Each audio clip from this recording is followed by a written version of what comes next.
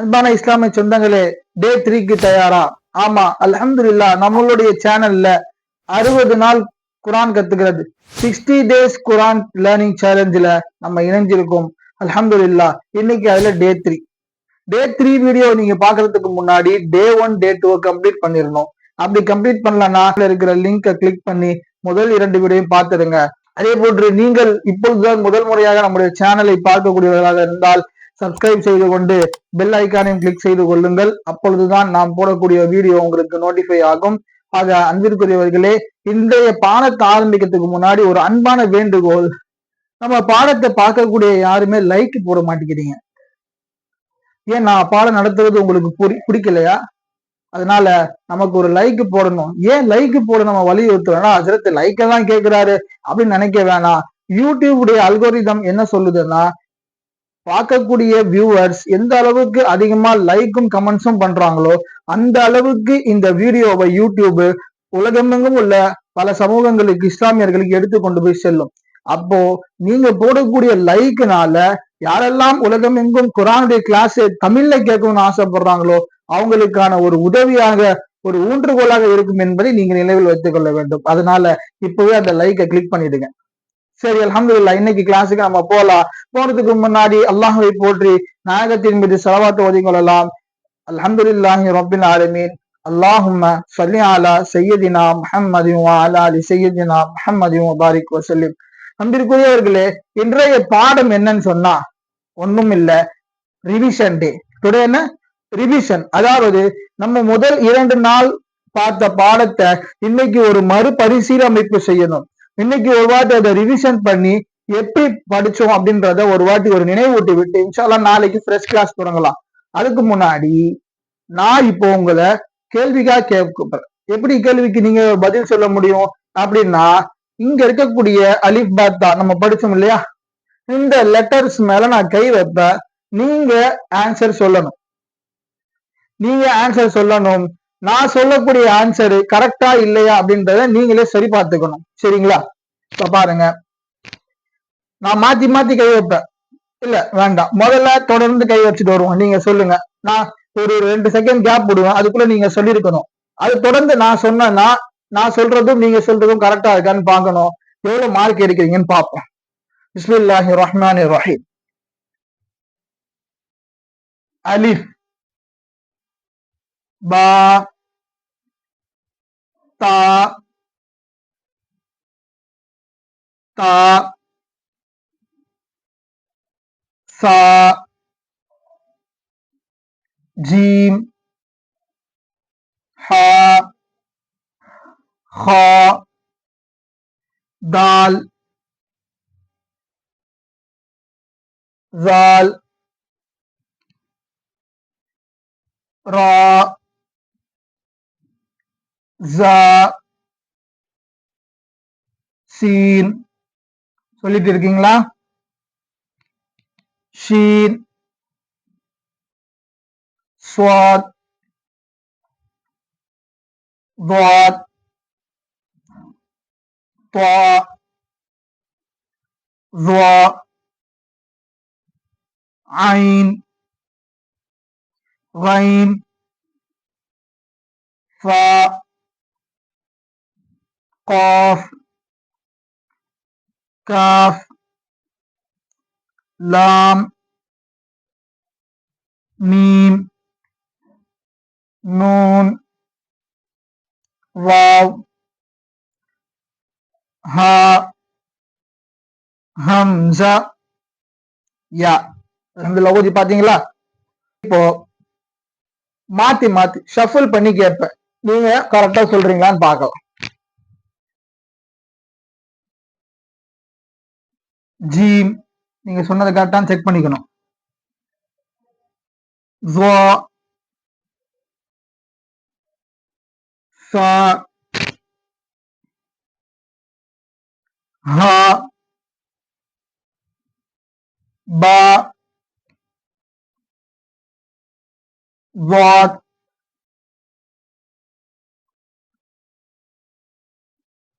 என்னது? ஸ்வாத்,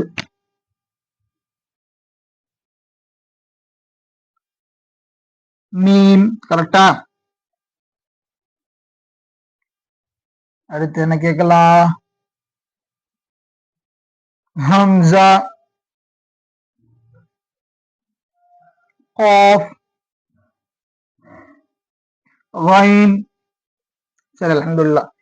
இப்போ நம்ம மாத்தி மாத்தி கேட்ட பொழுது உங்களுடைய பதிலும் கரெக்டா இருந்துச்சுன்னா அல்ஹம்துலில்லாஹ், நீங்க 2 நாளுடைய கிளாஸ தெளிவா பார்த்தது மட்டுமன்றி நீங்களும் பயிற்சி செஞ்சிருக்கிறீங்க.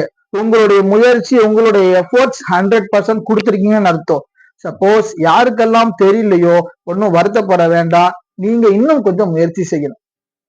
இன்னும் ஒரு 20 நிமிஷமோ அரை மணி நேரமோ அல்லாஹுடைய குரானுக்காக நீங்க உங்க நேரத்தை ஒதுக்கணும். இன்ஷா அல்லாஹ். இன்னும் ஒரே ஒரு விஷயத்தோட இன்றைய கிளாஸ் நம்ம முடிச்சுக்கலாம். நேத்து நம்ம புள்ளிய பத்தி சொல்லியிருந்தோம். சோ அதோட ஒரு ரீகால், அதை கொஞ்சம் நம்ம இன்னைக்கு பார்த்துடலாம்.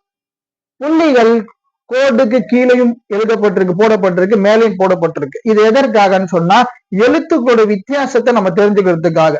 இப்போ ஒரு புள்ளி ஒரு எழுத்தினுடைய கீழே இருந்தா அதை என்ன சொல்லணும்? இப்ப பாருங்க, இங்க ஒரு புள்ளி இருக்கு, எழுத்துக்கு கீழே இருக்கு. இதை நம்ம என்னன்னு சொல்றோம்? பான்னு சொல்றோம் இல்லையா? அதே எழுத்துக்கு இங்க மேல இருக்கு, இதை என்னன்னு சொல்லணும்? மனசுல யோசிச்சுக்கோங்க. இதை நூன்னு சொல்றோம் இல்லையா? அப்போ எழுத்துக்கு கீழே இருக்கும் பொழுது அது புள்ளிக்கு, அப்ப அதை பான்றோம். மேல இருக்கும் போது நூன்ன்றோம். அதே மாதிரி ஒரு எழுத்து 2 எழுத்தை வச்சு நம்ம வித்தியாசம் கண்டுக்கணும். 2 எழுத்து இருந்தா தா. அதே மாதிரி இங்க பாருங்க, இது இரண்டும் ஒரே வடிவத்தை கொண்டதுதான், ஆனா ரெண்டுத்துக்கும் வெவ்வேறு பேர் இருக்கு இல்லையா? சொல்லுங்க. ஃபா, காஃப். அப்போ இங்க ஒரு புள்ளி இருந்தா அதை ஃபா என்று சொல்ல வேண்டும், 2 புள்ளிகள் இருந்தால் காஃப் என்று சொல்ல வேண்டும். இதை நம்ம நினைவுல வச்சுக்கணும். 3 புள்ளி இருந்தா என்ன? சா இல்லையா? அதே 3 புள்ளி இங்க வித்தியாசம் காட்டணும். எதுவுமே போடாம இருந்தா இது என்னது? சீன். அதுவே புள்ளி வைச்சிருந்தா, 3 புள்ளிகள் வைக்கப்பட்டிருந்தா அதை ஷீன் என்று சொல்ல வேண்டும். அதே மாதிரி இங்கேயும் இரண்டுக்கும் ஒரே தோற்றம் தான். பெரும்பாலும் அரபிய எழுத்துக்கள் எல்லாம் ஒரே தோற்றமா இருக்கும், ஆனா சில வெறும் புள்ளிகளை வைத்து வார்த்தைகளுடைய உச்சரிப்பு மாறிக்கிட்டே இருக்கும் இல்லையா? இங்க 2, 3, இந்த 3க்கும் ஒரே தோற்றம் தான், ஆனா புள்ளியை வச்சுதான் நம்ம அதை டிஃபரன்ஸ் காட்டுறோம். புள்ளியை வச்சுதான் அந்த எழுத்துக்கு மத்தியில உள்ள வித்தியாசங்களை காட்டுறோம். கீழே ஒரு புள்ளி இருந்தா அதை பா என்று சொல்கின்றோம், மேல 2 புள்ளி இருந்தா என்னன்னு சொல்றோம்? தா என்று சொல்கின்றோம். 2 வாட்டி தா வந்துருச்சு, எதுவும் இல்ல. அடுத்தது 3 புள்ளிகள் இருந்தால் இதை என்ன சொல்கின்றோம்? சா என்று சொல்கின்றோம். அதே மாதிரி இங்க பாருங்க, இந்த 3 எழுத்துமே ஒரே தோற்றத்துல தான் இருக்கு. புள்ளியை வைத்து மட்டுமே நம்மளால கண்டுபிடிக்க முடியும். புள்ளி நடுவுல இருந்தா இதை என்ன சொல்றோம்? ஜீம். இதை என்ன சொல்றோம்? ஜீம்னு சொல்றோம். எதுவுமே இல்ல அப்படின்னு சொன்னா இதை என்ன சொல்ல வேண்டும்? சொல்லுங்க. ஹா. என்னன்னு சொல்லணும்? ஹா என்று சொல்ல வேண்டும். புள்ளி மேல இருக்கு, மேல இருந்தா என்ன சொல்லணும்? சொல்லுங்க, இது என்னது? சொல்லிட்டீங்களா? இப்ப நான் சொல்லவா? கரெக்டான்னு பாக்குறீங்களா? ஹா. நான் சொல்லணும், ஹா என்று உச்சரிக்க வேண்டும். அப்போ 3 தோற்றங்களுடைய ஒரே எழுத்து புள்ளிகள் வைப்பது வைக்காததை பொறுத்து மாறுபடுகின்றது. புள்ளி நடுவுல இருந்தா அதை ஜீம் என்று சொல்கின்றோம், புள்ளியே இல்லைன்னா அதை ஹா என்று சொல்கின்றோம், மேல புள்ளி இருந்தாத ஹா என்று சொல்கின்றோம். புரிஞ்சுச்சா? அடுத்தடுத்த எழுத்து எல்லாமே பாருங்க, இந்த இரண்டுக்கும் ஒரே தோற்றம். புள்ளி வைக்காமல் இருந்தால் அதை என்ன சொல்ல வேண்டும்? தால் என்று சொல்ல வேண்டும். புள்ளி வச்சிருந்தனா அதை ஜால் என்று சொல்ல வேண்டும். இந்த 2 எழுத்துக்கும் பாருங்க ஒரே தோற்றம் இல்லையா? இது இந்த எழுத்து என்ன இப்படி இருக்குது, ஒரே எழுத்து என்று சொல்கின்றீங்களா? ஒண்ணும் இல்ல, இது வேற ஃபாண்ட். இதே மாதிரி இதை போடுவாங்க. எப்படி போடுவாங்க? உதாரணத்துக்கு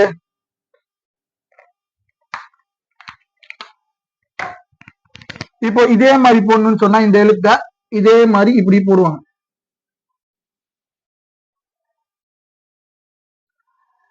அப்போ இதே தோற்றத்துல இருந்து புள்ளி வைக்காமல் இருந்தால் இந்த எழுத்தை என்னன்னு சொல்லணும்? நீங்களே சொல்லுங்க, என்னன்னு சொல்லணும்? இத ரா என்று சொல்ல வேண்டும். புள்ளி இருந்தா ஜா என்று சொல்ல வேண்டும் இல்லையா? ஜா என்று சொல்ல வேண்டும். அப்ப இந்த ரெண்டு தோற்றமும் ஒரே தோற்றத்துடைய இந்த இரண்டு எழுத்தை எப்படி சொல்லணும்? இது என்னது? சீன்.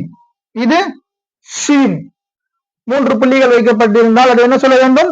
ஷீன் என்று சொல்ல வேண்டும். அப்ப அடுத்த இரண்டு தோற்றமும் ஒரே மாதிரி இருக்கா? இதுக்கு ஒரு பெயர் சொல்றோம், இதுக்கு ஒரு பெயர் அளிக்கிறோம். என்ன இது?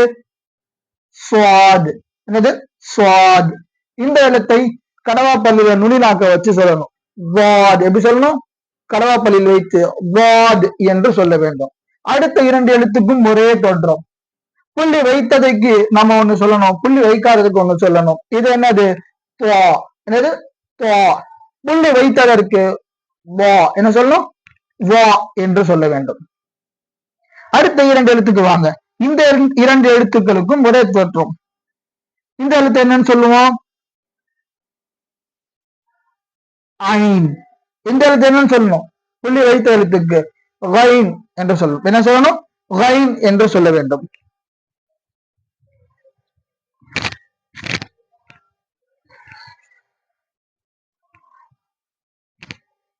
ஃபேன் போடாம எடுக்கிறதுனால ரொம்ப வேர்க்குது. இந்த இடத்துக்கு ஐன்னு சொல்லணும், இதுக்கு என்னன்னு சொல்லணும்? ரைன் என்று சொல்லணும். அடுத்ததுக்கு வாங்க. அங்க இருக்கிறதுல கவனிக்கிறீங்களா? கவனிக்கணும். இரண்டு எழுத்துக்கும் ஒரே தோற்றம், ஆனால் உச்சரிப்பு வேற. எதை கவனித்து அந்த உச்சரிப்பு மாறுகின்றது? புள்ளியை கவனித்து. இங்க ஒரு புள்ளி, இங்க இரண்டு புள்ளி. ஒரு புள்ளி இருந்தா இது என்னன்னு சொல்றோம்? சொல்லிட்டீங்களா? கரெக்டாக பார்த்துடலாமா? செக் பண்ணலாமா? ஃபா. ஃபான்னு சொல்லணும். அப்போ இரண்டு எழுத்து இருந்தா அதுக்கு என்னன்னு சொல்லணும்? பதில் வந்துருச்சா? காஃப். இரண்டு எழுத்து இருந்தா சொல்லணும்? காஃப் என்று சொல்ல வேண்டும். அடுத்தது, இந்த இரண்டு எழுத்துக்கும் ஒரே தோற்றம் இருக்கு. ஆனா இதை வித்தியாசப்படுத்துறதுக்காக இங்க ஒரு சிம்பிள் கொடுத்துருக்காங்க பாருங்க. இதை வச்சுதான் கண்டுபிடிக்கணும் இது இந்த வார்த்தையா அல்லது இந்த வார்த்தையா. சிம்பிளோட இருக்கிற இந்த எழுத்துக்களை நம்ம என்னன்னு சொல்லுவோம்? காஃப் என்று சொல்லுவோம். இதை லாம் என்று சொல்லுவோம் இல்லையா? காஃப், லாம். அடுத்தெல்லாம் வேற வேற தோற்றம் தான். இது என்னது? மீம். இது நூன். இது வாவ். இது ஹா. இது ஹம்ஸா. இத யா என்று சொல்வோம். புரிஞ்சுதா? இப்போ ஒரு வாட்டி நான் லைனா கை வச்சுட்டு வரதா நீங்க சொல்லிக்கிட்டே வரணும். எப்படி? உங்களுக்கு ஒரு பயிற்சி தான். நான் எதுவும் சொல்ல மாட்டேன், நீங்களா சொல்லிட்டு வரணும். அதற்கு பிறகு நாளைக்கு உங்க எல்லாருக்கும் டெஸ்ட். என்ன அது ஸ்கூல்ல காலேஜ்ல வைக்கிற மாதிரி டெஸ்ட பத்தி பேசுறாரு அப்படின்னு நினைக்க கூடாது. நிச்சயமா டெஸ்ட் இருக்கு. நீங்க எந்த அளவுக்கு தயாரா இருக்கீங்க, ப்ரிப்பேரா இருக்கீங்கன்றத நான் பார்ப்பேன். இப்போ நாளைக்கு கிளாஸ்ல நம்ம என்ன பண்ணுவோம்? வெறும் வார்த்தைகளை ஃபுல்லா ஷஃபிள் பண்ணி மாத்தி மாத்தி எழுதி வச்சிருவேன். நூறாணி காய்தால நீங்க பாத்தீங்கன்னா தெரியும், அலிபாக்கு அடுத்த பக்கத்துல என்ன இருக்கும்? பயிற்சி, டெஸ்ட் அப்படின்னு போட்டிருக்கும். அதை நீங்க தான் சொல்லணும், நான் சொல்ல மாட்டேன். இப்பயே சொல்லிட்டேன். இன்னைக்கு சண்டே, நல்லா உட்காந்து பிராக்டிஸ் பண்ணிட்டு இன்ஷால்லா நாளை கிளாஸ் அட்டன் பண்ணணும். அதனால இப்ப கடைசி ஒரு வாட்டி சொல்லிடலாமா?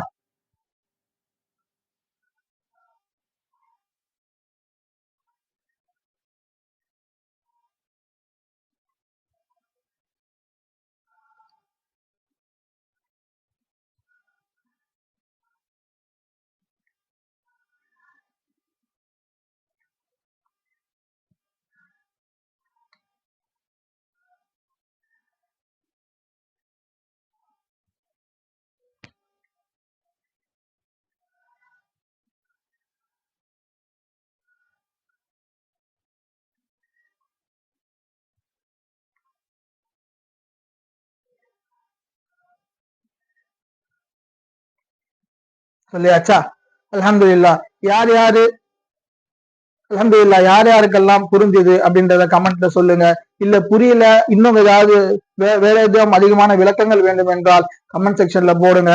அதையும் தாண்டி உங்களுக்கு தனிப்பட்ட முறையிலே வகுப்பு நடத்த வேண்டுமா, தனிப்பட்ட முறையில கிளாஸ் வேணும், இல்ல எனக்கு சில விளக்கங்கள் வேண்டும் என்று மார்க்கம் சம்பந்தமாக, குறிப்பாக நம்ம குரான் கோர்ஸ் சம்பந்தமாக எந்த ஒரு சந்தேகங்களும் எந்த ஒரு தேவைகளும் இருந்தால் நீங்கள் நிச்சயமாக என்னை அணுகலாம். அல்லாஹுக்காக, அல்லாஹுடைய பொருத்தத்திற்காக, உங்களுக்கு உதவி செய்வதற்காக, உங்களுக்கான எல்லா முயற்சிகளும் எடுப்பதற்காக நாங்கள் தயாராக இருக்கின்றோம். ஸ்கிரீனிலே தெரியக்கூடிய நம்முடைய நம்பருக்கு நீங்க டைரக்ட் மெசேஜ் செய்து அல்லது போன் காலின் மூலமாக தொடர்பு செய்து நம்மை அழைக்கலாம். எல்லாம் வல்ல அல்லாஹ் ஜல்லஷானஹு தஆலா நம்முடைய இந்த முயற்சியை, நம்முடைய இந்த பயண துவக்கத்தை சிறப்பாக ஆக்கி அருள் புரிவானாக.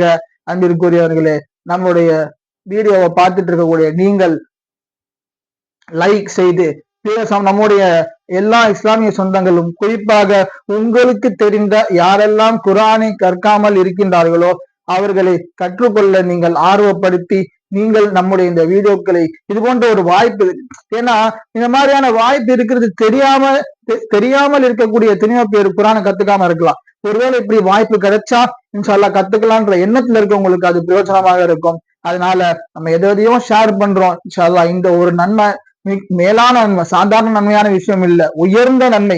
காரணம், உங்களில் சிறந்தவர் குர்ஆனை தானும் கற்றுக்கொண்டு பிறருக்கும் கற்றுக் கொடுப்பவர் என்று ரசூலுல்லாஹ் சொல்லியிருக்கிறாங்க ஸல்லல்லாஹு அலைஹி வஸல்லம். அப்போ நாம என்ன செய்யணும், நம்மளால முடிஞ்ச அளவுக்கு யாருக்கெல்லாம் இது பயனுள்ளதாக இருக்குமோ அவர்களுக்கு இதை பகிர்ந்து கொள்வது, அவரிடத்துல ஷேர் செய்யறது ரொம்பவும் பிரயோஜனமாக இருக்கும். எனவே இன்ஷா அல்லாஹ் நீங்க யாருக்கு தேவை இருக்கோ அவங்களுக்கு அனுப்பி வைடுங்க. எல்லாம் அல்லாஹ் ஜல்லஷானஹு தஆலா நம்மை முழுமையாக அங்கீகரித்த கபூல் செய்து அருள்புரிவானாக. ஒரே ஒரு செய்தி, அன்பிற்குரியவர்களே, உங்களுடைய ஒவ்வொரு தொழுகைக்கு பிறகும் நம்முடைய இஸ்லாமிய சொந்தங்களுக்காக துவா செய்வதை, உங்களுடைய துவாக்களை உலகமெங்கிலும் உள்ள இஸ்லாமிய சகோதரர்களுக்கு ஒரு பங்கை கொடுத்து விடுங்கள், மறந்து விடாதீர்கள். குறிப்பாக பலஸ்தீன், சூடான் நாட்டு மக்களுக்கு எல்லாம் நம்மளால் நேரடியாக சென்று பொருளாலோ அல்லது உடல் பலத்தினாலோ போரினாலோ எதனாலும் அவர்களுக்கு உதவி செய்யக்கூடிய இடத்தில நாம் இல்லை. அப்போ நம்மளால முடிஞ்ச ஒரே ஒரு உதவி அவர்களுக்காக அல்லாஹ்விடத்திலே கையேந்துவது. இன்ஷா அல்லாஹ் நீங்கள் தினமும் ஒவ்வொரு தொழுகைக்கு பிறகும் அவர்களுக்காக துவா செய்ய வேண்டும். எல்லாம் வல்ல அல்லாஹ் ஜல்லஷானஹு தஆலா உலகமெங்கிலும் உள்ள இஸ்லாமியர்களுக்கு பாதுகாப்பை தருவானாக.